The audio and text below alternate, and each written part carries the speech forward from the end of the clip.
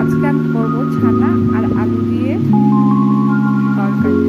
প্রথমে আলুটাকে সেদ্ধ করে আলুটার খোসা ছাড়িয়ে আমি তেলে ভেজে নিলাম।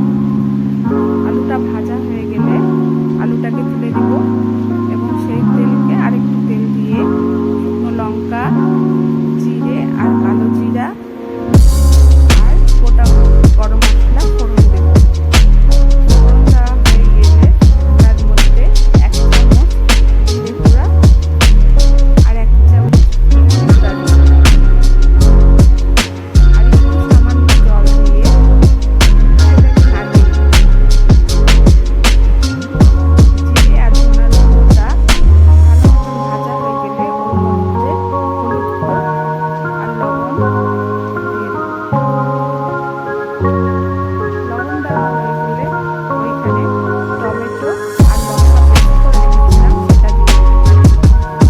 এরপর মশলাটা যখন ভাজা হয়ে গেছে ওটার মধ্যে ছানা দিয়ে দেব।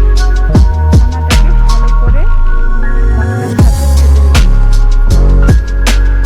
ছানাটা খুব সুন্দর করে ভাজতে হবে যাতে ছানা থেকে তেল বেরিয়ে আসে। ছানাটাকে ভালো করে মশলার সাথে কষাবো। কষানো হয়ে গেলে আমরা দিয়ে দিব গরম জল।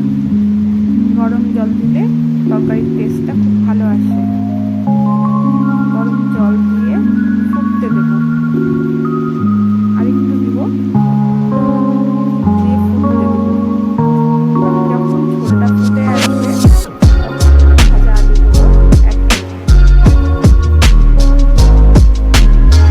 ভাজা আলুগুলো আর ঝোলটার সাথে একটু ফুটতে দেব। যখন ফুটে আসবে তার মধ্যে দিয়ে দেব চিনি আর একটু লবণ। লবণ চিনিটা স্বাদ মতন দিয়ে যার যেরকম মিষ্টি খাওয়া দরকার সেই অনুযায়ী তারপরে দিয়ে দিব কসুরি মেথি।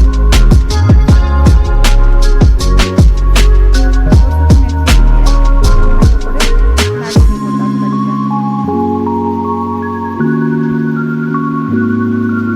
আমার তরকারি হয়ে এসছে, লাস্টে দিয়ে দিব গরম মশলা।